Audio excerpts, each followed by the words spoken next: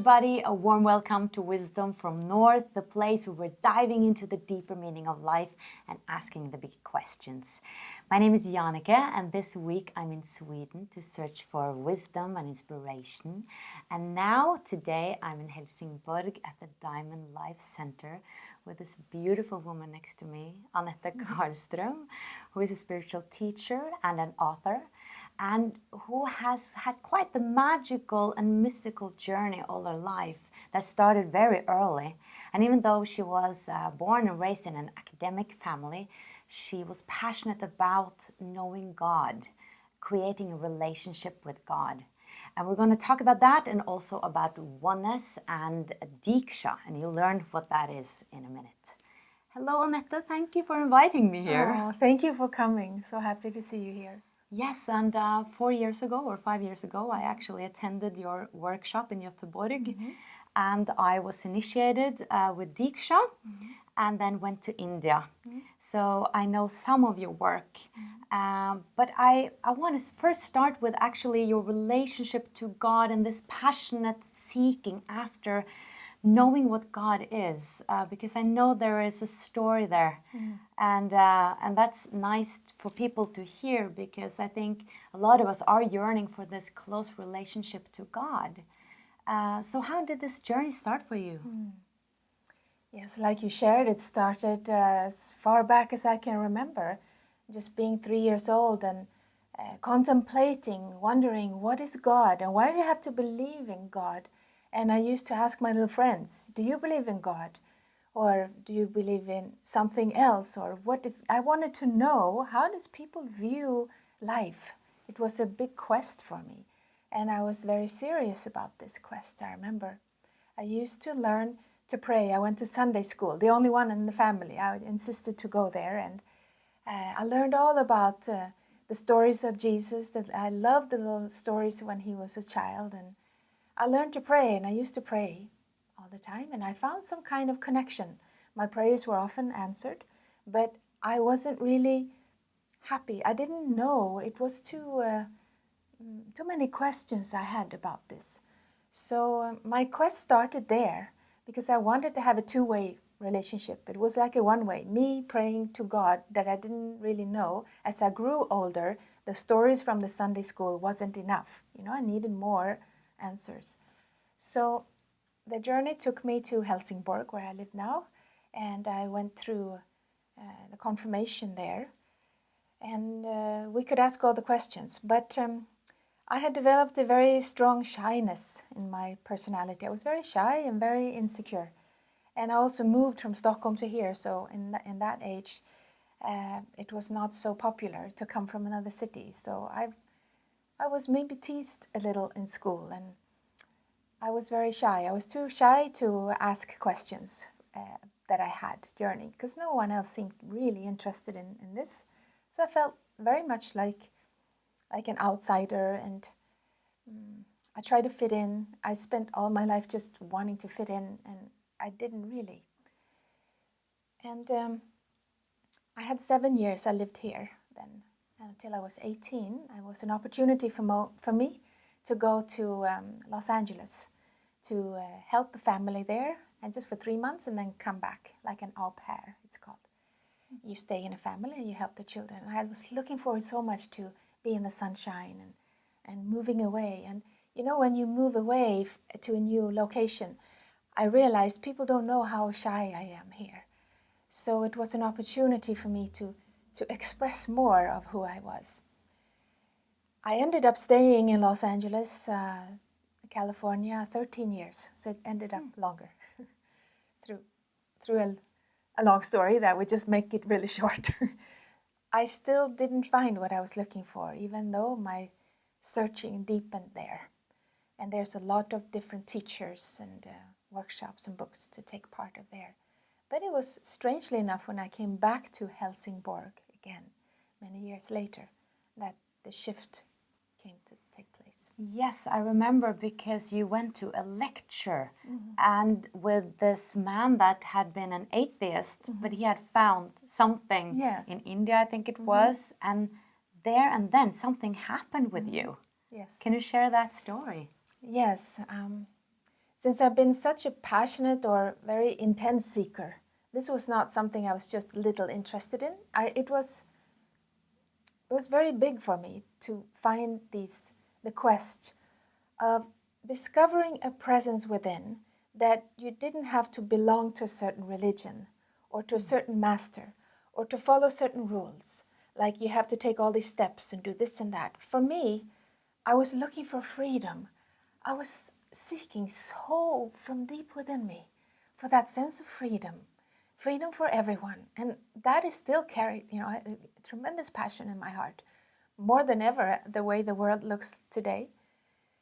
Every human being should have that freedom to discover that presence within. I don't believe there is a punishing God. I don't believe there is a set of rules that everybody has to follow. It's just not my conviction. And so I went to this lecture thinking I will hear again somebody sharing, but I didn't have high hopes. I've been doing this now for many years. I was past 40 years old, and here I am in Helsingborg, Sweden, listening to this. And it was a paper saying, atheist having a spiritual lecture, something like that. And I thought, oh, okay. I've been to a lot of different lectures in Los Angeles, but this was new. So somehow I went to this lecture. And it was very interesting because, like you said, he was an atheist. He didn't have any particular belief system, but something had happened to him. This I was taken by it. I could feel that he was speaking his truth. He was also deaf, so he could not speak so much, which was a benefit for me, who had heard so many lectures and courses, and he was not a spiritual teacher. He had not read a lot of books. So he wasn't coming from that perception or that perspective where I came from. So for me, he was the missing piece of the puzzle because he's representing something I had not touched upon. He had a pure experience, and he just said very few words. He had an experience. I just wish this would happen to you. Like a positive disease, he said, that it would be contagious. So I thought this was very good start to open up, to see what is this. And this was before the phenomenon of Deeksha, like you shared. We can speak of that. He simply had gone down to India to the founders of Oneness University at the Oneness Temple now. It wasn't there at the time. It was early days. He had been given a gift by the founder, Sri Bhagavan, and he had simply come there very authentic, this man. He said, I'm not interested in any course. I'm not a spiritual seeker. I don't seek enlightenment. I don't seek anything. I just have a passion to help people. He gave free healing in the health food store in his little village every week. And he said, I just want to give a healing. I want to put my hands on people and they would be relieved. That was his passion. Was this the atheist? Or? Yes, the okay. atheist. Okay. The atheist came down to India for that. So he didn't want to take, they had courses at the time, but it's like, I just want to help. So he had been given a gift. First of all, it was unusual for someone because at that time it was like a low-cut jungle. They were just sitting in like little huts. It wasn't like Oneness University today. You can see it online. You can find out everything about it. Beautiful, this beautiful temple there. Yeah, It's extraordinary. It's like a fairy tale. Yeah. But in the early days, it was just very simple. And there were just some dasas, some monks, and there was Amma Bhagavan. And this man his big brother was the first Westerner who had found Amma Bhagavan in the jungle there. So it was his big brother who said, why don't you go and see Bhagavan and you can get a gift? And he said, I don't want to take any courses. I'm not interested in spirituality. But he went because his big brother said, you can get a gift. That's enough for you. So he went there and saw, in a darshan it's called when you see Bhagavan. And he told this then, I don't want to meditate. I don't know what that is all about. I don't want to take any courses, no yoga. I just want the gift. And he put his hand down. And then he told the story that all the dasas, had been like a little surprised, standing up, like, should we carry him out? He's offending everybody here. Right, it's very bold. Yeah. But honest and authentic. Yes, and Bhagavan was so touched. He's laughing, and he said, no. This is an authentic man. He is himself. You will get what you asked for, Sri Bhagavan had said to him, and just made a simple gesture like this with his hand. And this man explained how a golden ball of fire flew out of his hand, like that, in this simple gesture. And he's not a mystic. He's not somebody who sees things like that. You mean Bhagavan? Bhagavan, as he said, you will get what you asked for. And Yes. Bhagavan just did a simple gesture like that. And the man shared how a golden fireball had flew out of Bhagavan's hand and hit him right in the heart. And he said it hurt so much. And he squeezed back like that and sat. And the pain eventually went away. And there was just this presence of something so wonderful. And someone else in the room said, oh, that was your Antaryaman awakening. And the man said, my what? You never heard that. He said, that's your inner sacred self, however you relate to it. And that's what he came back with to share. He went back to the health food store to give the healing. Among others, my own father got healing from a very serious disease. He's still alive. He's very happy. Many years later, 14 years later now. So I was very curious about what he said because he was living his truth. Something had happened. Something awakened within Yes. him. And it awakened in a way that was natural for him. This is what I was looking for. So I understood by listening to him, an atheist, it could happen like that, right? Or if you're a Christian, you would get a connection to Christ within. Or if you're any other religion, you would have it in a way that's natural for you to experience it. That touched me very much. But it's still not enough to be touched or to have like a breakthrough, like an insight. For me, I was, of course, looking for the actual experience of something. And more than anything, I was excited about his energy transfer. Right. He said, this was before the Deeksha, so there's no talk about Deeksha. He said, I'm going to give you an experience healing. And experience healing is you will get the kind of experience that you need. Isn't that beautiful? I thought, Yeah. It was like no expectations because whatever I need, this is what I will receive, right? So he said, before you receive this healing, the only thing is you should be grateful, he said. But he's still very serious, said nothing much, really. So I thought it's very, very curious lecture, this, but kind of very interesting. So he went behind us and he just touched our head very lightly. And this is the moment when the first shift happened for me. I got contact with something I had never touched upon before. That I knew with every cell in my body, this is what I've been looking for since I was little. Wow. I've been looking for a presence that I would know from inside. It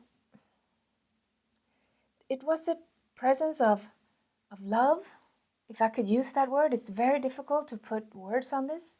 It was high intelligence, a witnessing, a seeing inside of me, everything inside of me. And you know how we are all these different, we like to show our nice sides, right? But this presence could also see like the ugly things inside of me. And I was not prepared for that. I was not prepared to have the experience of being seen exactly who I was inside. And I remembered this man who had said the only requirement for this is you should be grateful, right? No, to my big horror, I was not grateful when this happened to me. And I did everything I could to try to muster up some gratitude. Because what happened to me, you never know what's going to happen when you've been looking for something so intensely, so long. You can't imagine what you will actually experience once you find it. Right. So it was for me like that. I was filled with such deep anxiety, anger. Mostly it was anger. anger and like a dryness of having to look for so long. So this anger and frustration, I directed it to my horror, to this presence who was there. And it was unstoppable. And I said, oh, you're coming now, are you? I was like that. Directing all this. Don't you know I've been looking for you all my life? You're coming now? After all these years? Through an atheist in Helsingborg? What is this? You had this communication inside of you. Yes. It wasn't like a communication. It was like an immediate reaction. As this is happening to me, this reaction is coming out of me. And at the same time with the insight of, oh my God, this presence is going to leave. How are you behaving? Are you going to behave like that when this is happening? Is this like ungrateful? He's going to leave, this ungrateful, pitiful person. But this presence didn't leave. And now what happened came to change my life from that on. A process started because the presence got a voice, and I don't hear voices like that. It was a voice that seemed to come from outside the whole universe and at the same time from inside of me at the same time. It was like a thundering voice of God. If I could use that expression, that would be it. And it said something that shifted everything from then on. It said, don't be afraid to meet your inner suffering. And since I was sitting in all that inner suffering of anger, frustration, the dryness of seeking for something that I didn't know what it was it even there? Was it just like a fake Hollywood movie? Because I worked in Hollywood, and it was just, Hollywood is a lot of, it has to be, it's fake, you know. So I was thinking my seeking is just fake. It's just a fairy tale dream. It's not real. But here it was real. The real thing showed up. And now the real emotions, the real feelings that I've been carrying also came up. I was not prepared. I've been keeping them under the carpet. The carpet was ripped up. Here it is. So the presence got that voice saying, don't be afraid to confront, to meet that. That's who you are. That's what you are. Right? Was it scary to hear that's what you are? Or did you understand the teaching of it? It didn't say. The only voice that it said was, don't be afraid to meet your inner suffering. The other things I'm putting in now. The voice only said that. Don't be afraid to meet your inner suffering. It was the guiding voice. I was the one realizing, seeing. Because the only reason that I could meet or confront or embrace those feelings was by my insight of seeing, this is what I am right now. Right? It was that realization of, like the farmer, you know, he's just himself. It gave a confidence. He was himself. He wasn't thrown out. He's just, this is what I want. I don't want that. This is who I am, right? And from there, you go to the next level. So what happened there was, I relaxed about all this ugliness inside. It's like, what can I do? And the presence was there. And these two things together, the presence there didn't leave, and me just embracing these emotions, the ugliness I call. Something happened in my physical body. A sense of joy. You know how we feel happiness, we feel like that. This is different. I didn't know what this was. Later I came to understand it was called bliss. It is a joy that is so intense that you feel it physically. And it was flowing through every cell in my body, just filling me up like this. I had done nothing. All I had done was accept, embrace this stuff. And the presence took care of everything. I felt some pressure around my cranium. And I thought, what is going on? Is it the farmer doing this? Is the farmer standing? Because he was the farmer. I forgot to tell you. I called him the farmer. But maybe he's not a farmer now. I don't know. But I thought, is he standing, like putting his fingernails in my hand, or what's going on? But I heard him move on the other side of the room. So he had simply, because he had had a real experience, someone who is alive in his own truth can transfer to another. That's my own conviction. Also, you think he transferred it to you? It's like this. Here is very dry wood, because I was very dry in my life. I was like dry wood. Nothing is satisfied. I was living a beautiful life. I had a beautiful family. I was in Hollywood. I was working as a model. I was studying actress. I was having a beautiful family, and still I'm not happy. That is what I would call a dry person. I was a dry inside my heart, looking for something to be fulfilled, and I didn't know what, because no matter what I got in the material life, in the relationships in life, it didn't satisfy me. So I believe the combination of me being a person who is very dry and him being someone filled with something that was authentic, that I could receive that as my only looking back, trying to see, why did that happen? How could that happen? And or maybe we all have a time when it's just time is right.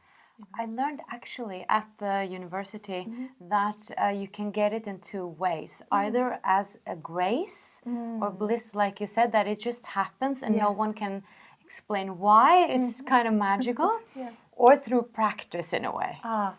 And I remember that, and some people there, when I was in India, all of a sudden started to hear this voice, and I was like, he had grace, why don't I have it? And I practice, and I still kind of don't hear that voice. So I'm more, I would love to hear more about this presence. I understand that it could be hard to explain, but for someone like me and other people, where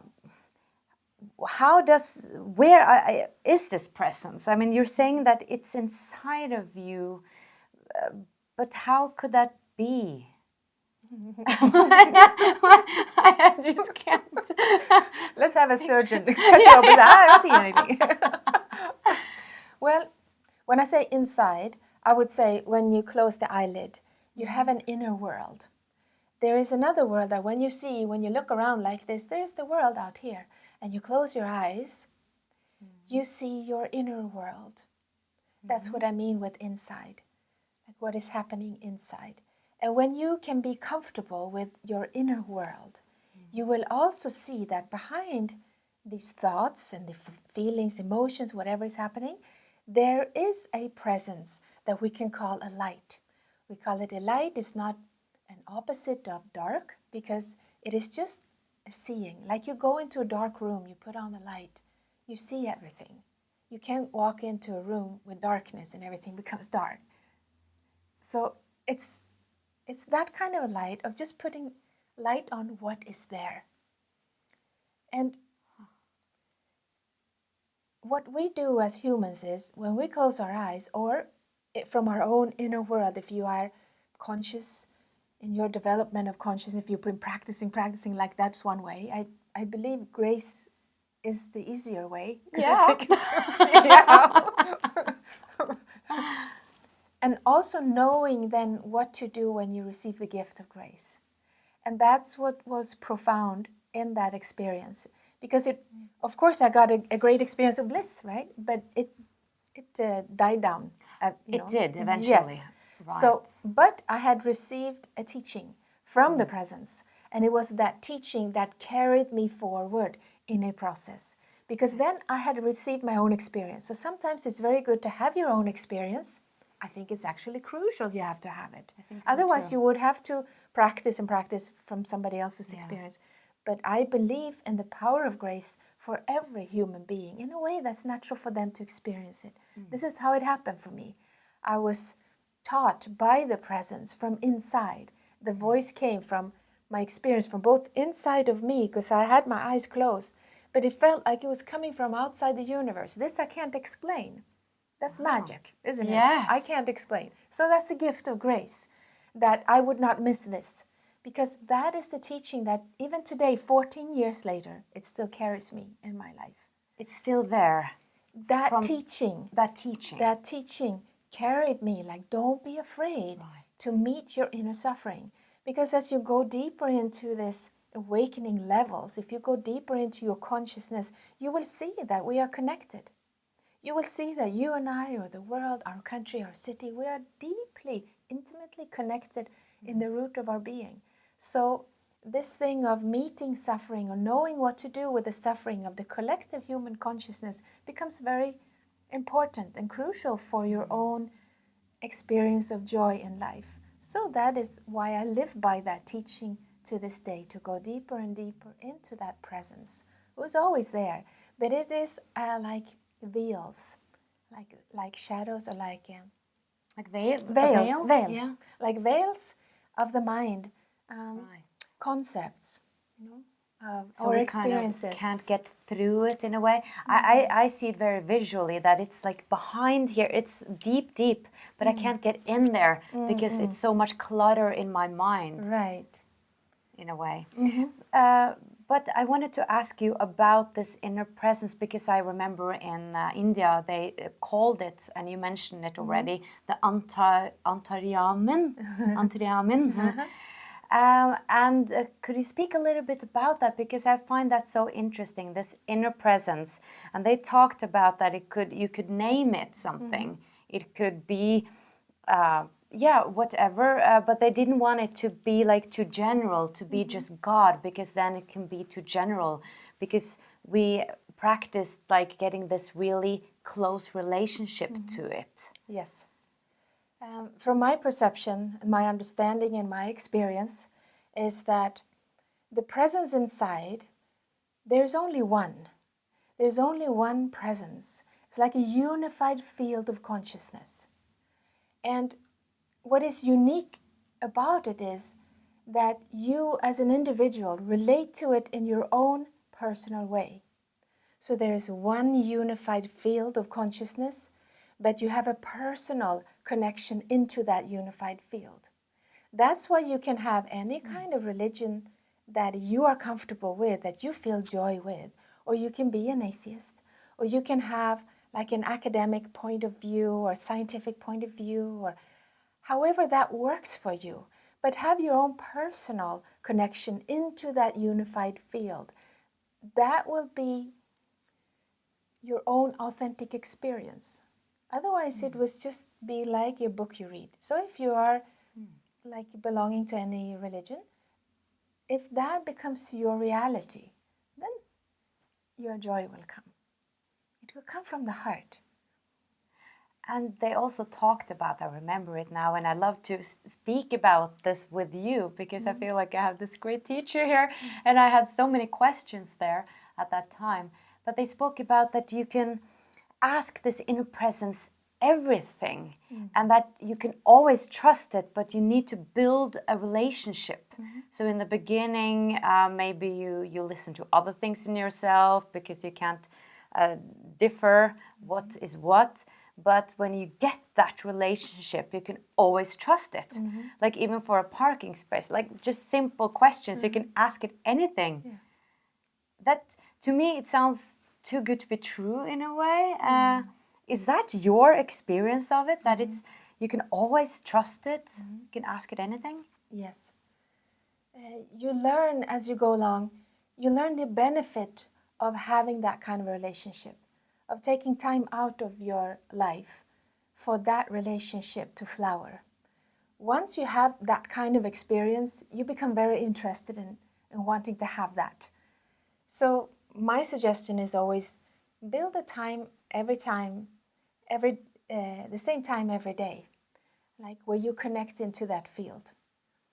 It could be many times also. When you sit down and you communicate, you can have an image, you can make like an altar if that is natural for you, or you can have just like a sacred pillow in your home, or however you want to do, where you sit down and you just have the inner communication with that presence within you. You will build up a relationship that way, so that when you're out in about town, or you're looking for a parking space or whatever that is, then it's easier for you to connect with it. In the beginning might be difficult because you don't know, but if you are given an experience, then it's easier for you to do it in a way that's natural for you. And call it anything you like. The Antariyaman is a Sanskrit word that means the indweller, the one that dwells within. So it's personal. So I like that very much, but you don't have to.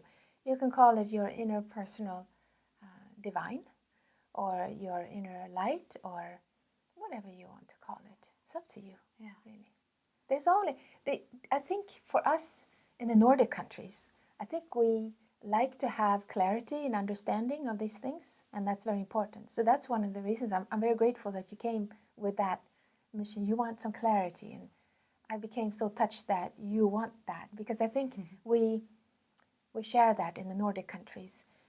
We like to have our mystical experiences, our own experience, but we also want to have clarity of, so it's a little bit of logic, more modern science, but also the mystical aspect. It's like the right and the left brain. You know, the left brain is more analytical and logical, and the right brain is more mystical in its nature. And I believe in the North, we are very interested in having these two unite.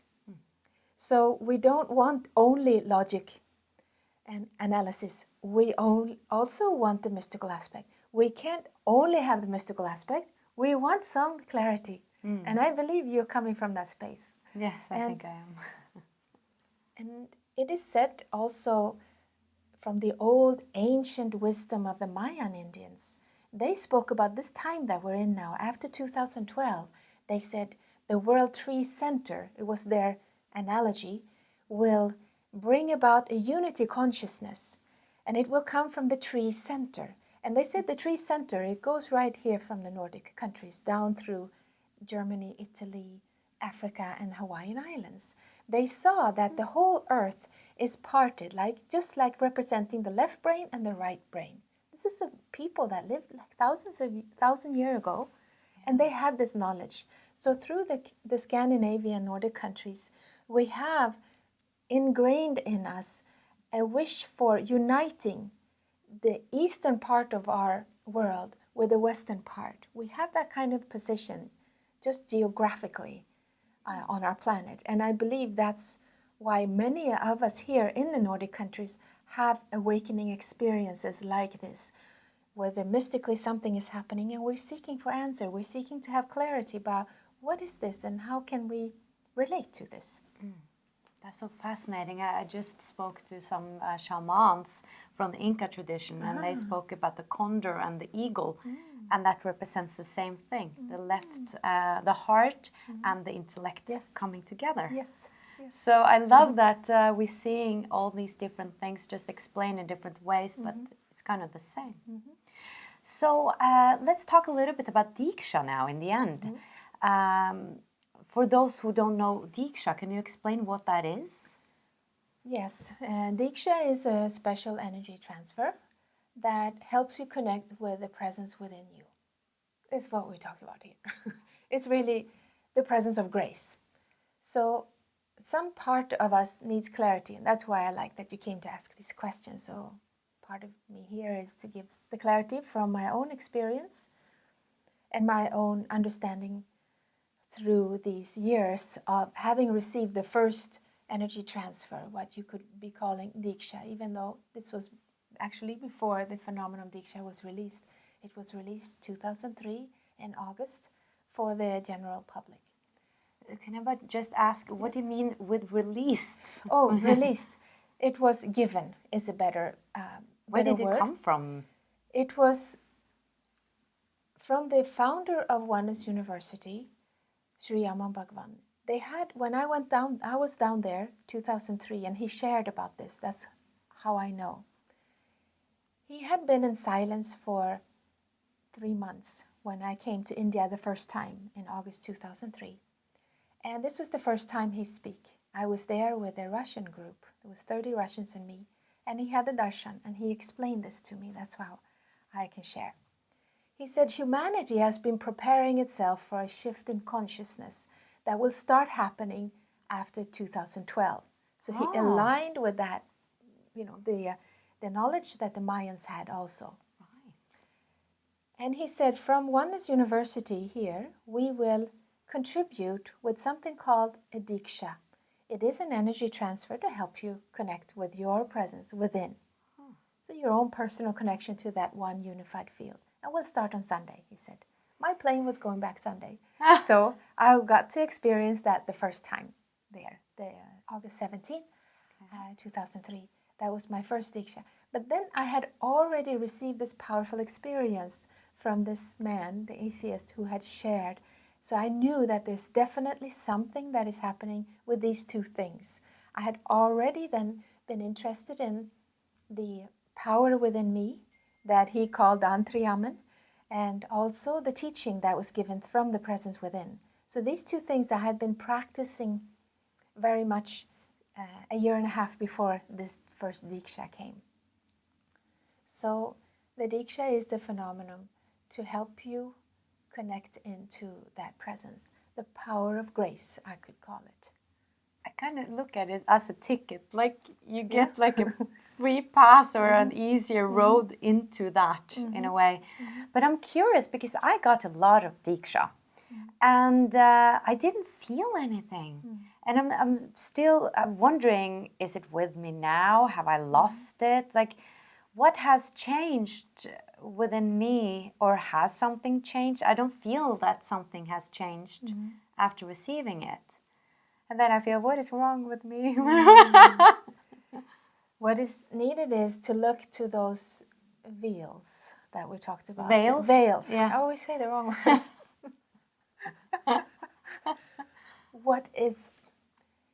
There is the inner light is there. And then you have the mind who is holding different concepts or programs, that experiences that you've had throughout life, that is not allowing you to experience it in that way which you have maybe an idea of how you want to experience it. That's why I share my experience. Now, I've been looking intensely for this. Yeah. So it's different. Most people are not that that like passionate intensely looking. You know, I was so miserable.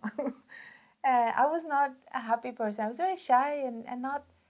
I was very different from how I am today. My life completely changed. But that teaching, I got to the core of it. I wasn't afraid to look at. There was no escape routes for me. You see, I had painted myself into a corner. See, most people would probably be really happy being in Hollywood, feeling glamorous, or having a beautiful husband and beautiful children and a fantastic mother and father.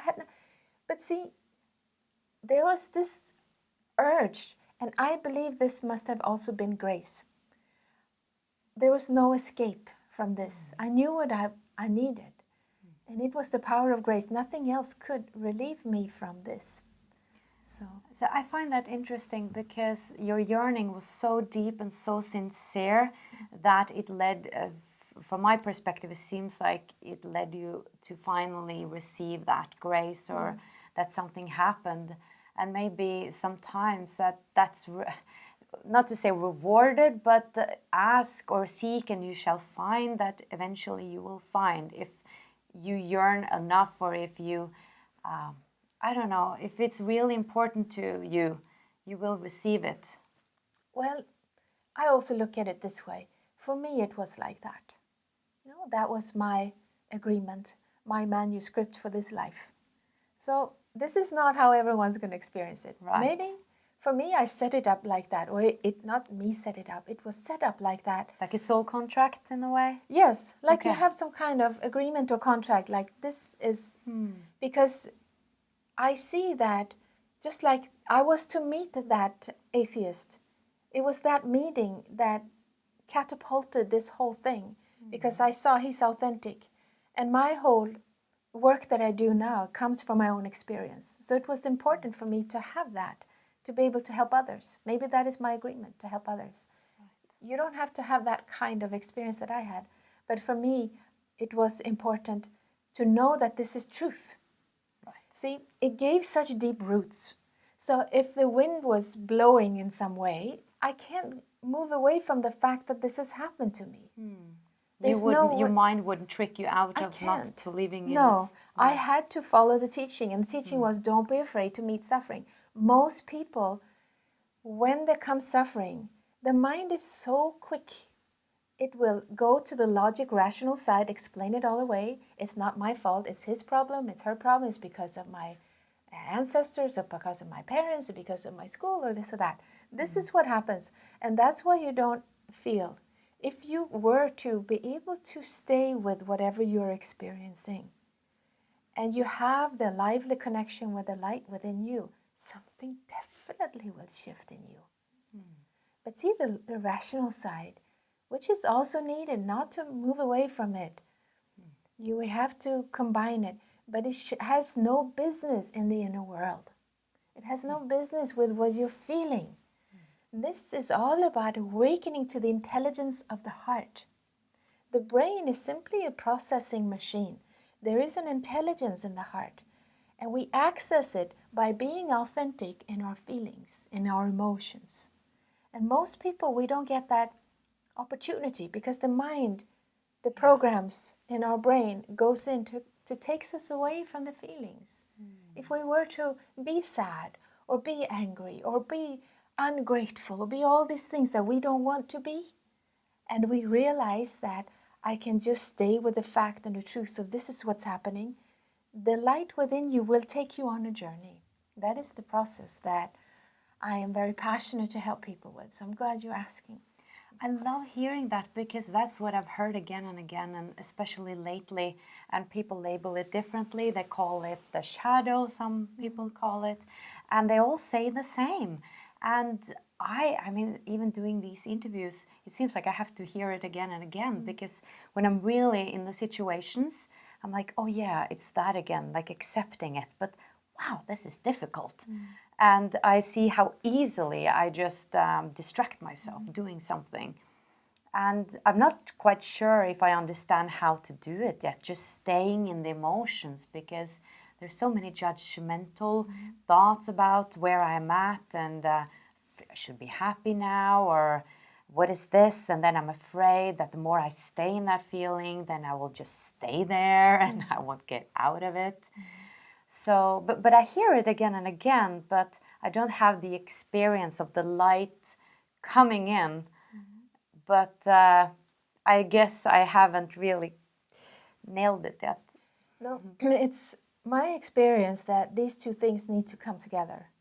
Like your willingness to confront the suffering, to just see the fact that it's there, to own it. Right? You're accepting it's there. That is one. The second components need to be there. Your relationship with the light, with the presence, with the Antaryama, with your higher sacred self, whatever you call it. So these two things go together. Only having connection with your higher sacred self, that would be like me being a little girl praying to God, you know? It's very nice. You have that kind of relationship started there. But it's not enough. You need to know, what do I do once I have that line with God? What do I do with it? Do I say, please take away my pain? That's one path. We're talking about awakening. We're talking about a shift in consciousness that will have a neurobiological shift in your perception of the world. Then there is two components needed at the same time. So if you were to only go and experience your shadow sides, only experience your suffering, it does no good. Okay. Believe me, I've done that. All my life up until this happened, the power of grace came in. So only experiencing suffering, what good is that? Then you might as well run away and do something else with it. But be aware that you are escaping it. But for a shift in consciousness, these two things go together. Just like that powerful experience I had with the atheist just touching his head, and the presence came in and gave that teaching. Don't be afraid to meet it. See, it didn't just like say, I'll take care of everything, everything's good. Yes, everything is good, but I need to do my part. As an individual, I need to see, what is the truth? What is my truth? And in this space, you are completely not judged. That's the difference. See, as humans, we judge ourselves, we judge another. But the presence within you is not capable of judging. That's why you're completely safe in your inner world to experience whatever is happening there. So the thing that you should be most interested in would be to develop a very, very strong bond with your Antaryama, because that's going to help you, and because the suffering is everywhere. I mean, Either it's your own personal suffering, it's your family suffering, and the world is you suffering. can access that all the time. It's all that you turn on the news.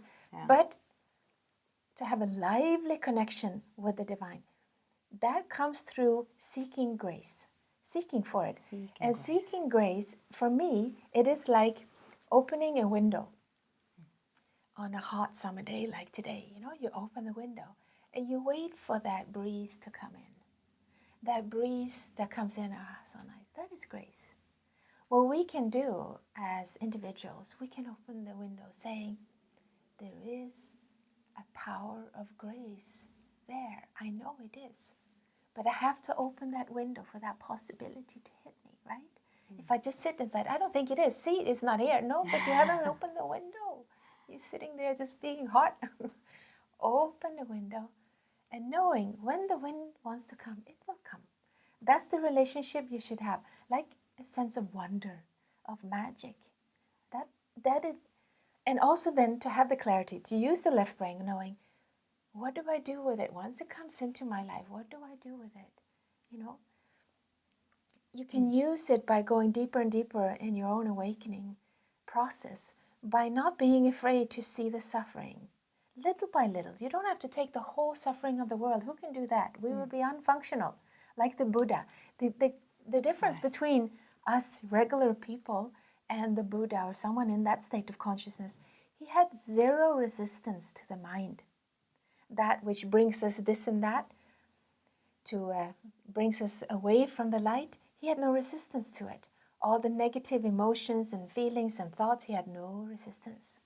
See, we need the process to go there. His whole brain had changed. He had a different relationship to the mind. And slowly we will go there too. Beautiful. Thank you so much. Thank you. This was just so beautiful. And I feel like I'm sitting in the sacred space and room here and feel like I really want to open that window. So beautiful. Thank you. So thank you so much. Thank you so much. Thank you for coming, and I'm very happy to have you here. And thank you so much for watching, guys. Much light from Helsingborg in Sweden.